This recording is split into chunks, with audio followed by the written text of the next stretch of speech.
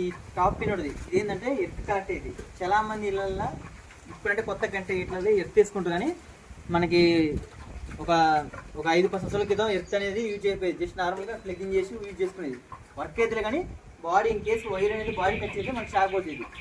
అయితే ఇలా మన పిల్లగాళ్ళు మర్చిపోయినా షాక్ రావద్దంటే ఈ ఎర్త్ అనేది ఈ పాయింట్ ద్వారా కనెక్ట్ అయ్యి ఎక్కడైనా ఏ విధంగా ఒక ఎర్త్ రాడ్ పెట్టుకొని దాని గ్రౌండ్ అయ్యే విధంగా చూసుకోవాలి. ప్లస్ దానికి ఇప్పుడు వాటర్ పోస్తుంటే కొంచెం తేమ ఉండేది చూసుకోవాలి. దానివల్ల ఏంటంటే ఒకవేళ బాడీకి టచ్ అయినా దేని నుంచి ఈ 5 టెర్మినల్ నుంచి ఆ బాడీకి వెళ్ళిపోద్ది పవర్ అనేది, మనకి షాక్ రాదు.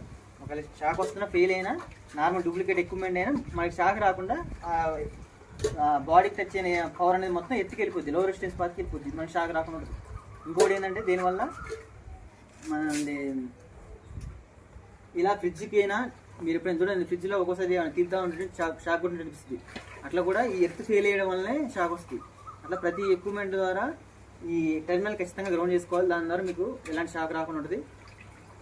ప్లస్ ఒకవేళ గ్రౌండ్ చేయని పరిస్థితులలో ఈఎల్సీబీ అని ఒక ప్లగ్ ఉంటుంది, మీకు ఇప్పుడు ఇక్కడ పైన ఇస్తున్న ఈఎల్సీబీ అనేది, ఆ ప్లగ్ని కొనండి. అది ఎప్పుడైతే దేనికి యూజ్ చేసుకునే కరెంట్ వరకు యూజ్ చేసుకుంటుంది, ఎప్పుడైతే మనిషికి షాక్ కొడుతుందో ఆటోమేటిక్ ట్రిప్ అయిపోతుంది. దాని ద్వారా మనం వెళ్ళి కొనచ్చు. చిన్నపిల్లలు ఏంటంటే చాలా జాగ్రత్తగా ఉన్నది. ప్రతి సంవత్సరం ఎలక్ట్రికల్ హీటర్ సమ్మర్ వింటర్ వచ్చిందంటే చాలు చాలా మంది హీటర్ గీజర్ ద్వారా షాక్ కొట్టి చాలా మంది చనిపోతారు.